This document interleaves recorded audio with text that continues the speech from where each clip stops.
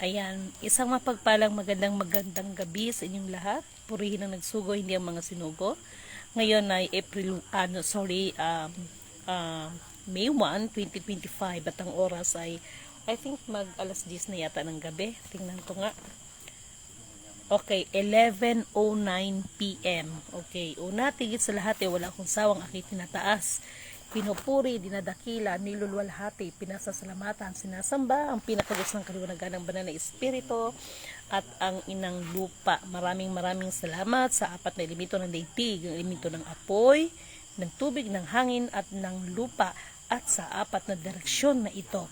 Mabuhay ang Maharlika Kingdom of God, the Lufasug Sulu Empire, the Rule Islam, the 11 countries, 1 sea. Mabuhay ang nagmumula sa perlas ng silanganan, ang sikatan ng araw. Mabuhay ang nagmumula sa 12 tribes. Nawa ang espiritu ng katotohanan, kaliwanagan, katarungan, kapayapaan, kapatawaran at pag-ibig ay sumasa atin lahat. Okay, bago ang lahat, nais ko munang pasalamatan ang lahat na patuloy na nananalangin, nagtitiwala para sa misyon natin. Okay, mga mahal kong kapatid, ipagpaumanhin ninyo kung bakit madilim ang aking background dahil nandito po ako, wala po ako sa amin, bagkos nandito ako sa area na kung saan sa lugar ng aking asawa dahil nga may mga bagay na hindi inaasahan na pangyayari na maging bahagi ito ng pagsubok, no? So maraming salamat sa lahat ng ginamit ng kataas-taasan upang ang mga bagay-bagay ay malagpasan, no? So at this time madilim. Okay, so at this time, mga mahal kong kapatid, meron lang akong update sa inyo, no? Ako, sa totoo lang, medyo pagod ako, pero gingrab po na rin ang opportunity. Okay, mga mahal kong kapatid, meron lang akong update sa inyo. Kaya, sabi ko sa inyo, si Lidimin Canuto ay pinanindigan ko talaga na wala talagang eleksyon.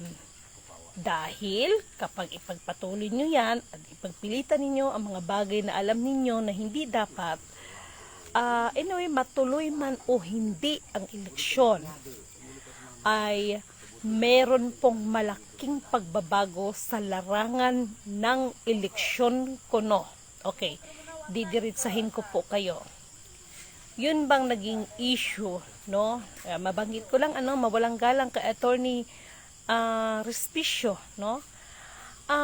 May nakita ako sa system that yung IP address sa COMELEC for election, ito po ay nakakunik lang sa private na tao. Uulitin ko. Nakita ko po, kasi alam niyo sa totoo lang, kahit na medyo mayroong hinaharap na problema, no, ay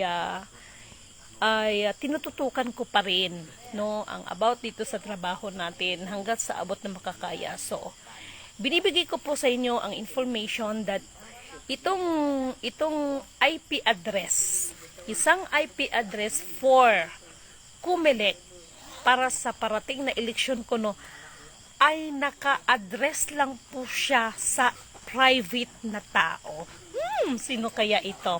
Ano kaya ang purpose? Bakit sa kanya lang naka-address ang IP address para sa eleksyon ko, no? Lalo na sa butuhan.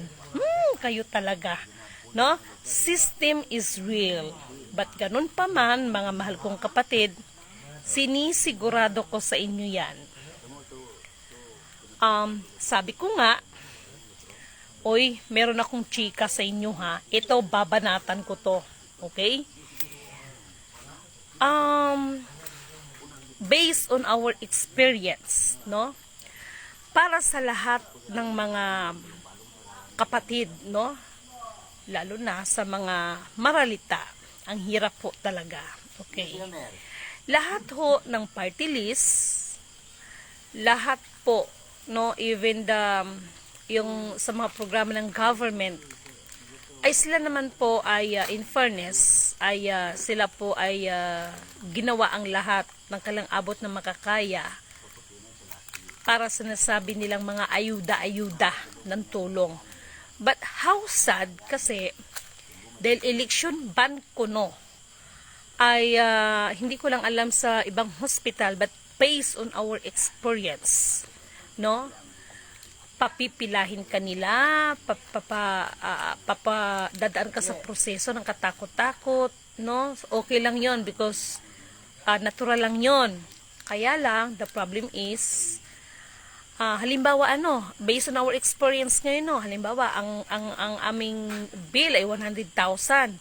So, ang naitulong, kung iipunin mo lahat from DSWD, from mga party list, ay umabot ng 40,000. So, may balance ka ng 60,000. Dapat may balance ka ng 60,000. Ang nangyari po, according po, but I don't know sa ibang hospital, dahil election ban, yung mga tinatawag na mga ayuda ay hindi nila ito binabawas. Ito lang po ay mangyayari, hindi po nila ito pinapapabawas dahil aantayin pa daw na matapos ang eleksyon. E paano kung ang pasyente mo ay uuwi na? Kasi kung May 1 ngayon, tapos antayin mo mong eleksyon, May 12 yun, so may 11 days. Tapos, hindi pa natin alam kung siyempre tatapusin pa ang mga counting. So, kakain ka ng billing doon sa hospital. So, to make the story short, useless ang itinulong kuno ng mga party list, ng mga DSWD, at dito tayo magkakaalaman. Kaya, alam nyo, yung IP address na yan ng COMELEC, ito ang sasabihin ko sa inyo. System is real. Nakita ko kanina habang nagbabantay ako ng pasyente, nakita ko kaganina sa system that itong pangyayari na ito, coming kuno na eleksyon, ang IP address ng COMELEC, mga putragis kayo, ay i-address na nila sa isang private na tao. At kaya kong patunayan kahit ipatawag ninyo ako dyan sa Senado dahil lahat yan, system is real, lahat yan ay nakasave yan. Ano ang purpose? Bakit ibinibigay lang doon sa isang tao? Anong purpose that IP address of COMELEC ay sa private na tao lang ito ini-address? Why? Kaya useless kahit sabihin ninyong hindi ito i-connect sa internet. Useless. So, sinong niloloko dito? Sinong ginagago? Taong bayan. Ako sa totoo lang, sinasabi ko hindi magpakahiro sa inyong lahat. The truth shall set us free. Ayan na, lobat na naman ako. So, abangan ninyo pag ito mapatay ito, ibig sabihin lobat na ako na wala ako sa bahay, nasa somewhere ako. But, ganun pa man, maraming salamat nga pala. Ito ay special mention ko to. Bagamat sinasabi kong walang eleksyon, pero ito ay special mention ko. Isang city councilor ng Malapatan, Sarangani Province, City Councilor Abdul Rajak, thank you so much po sa assessment ninyo. Hindi lang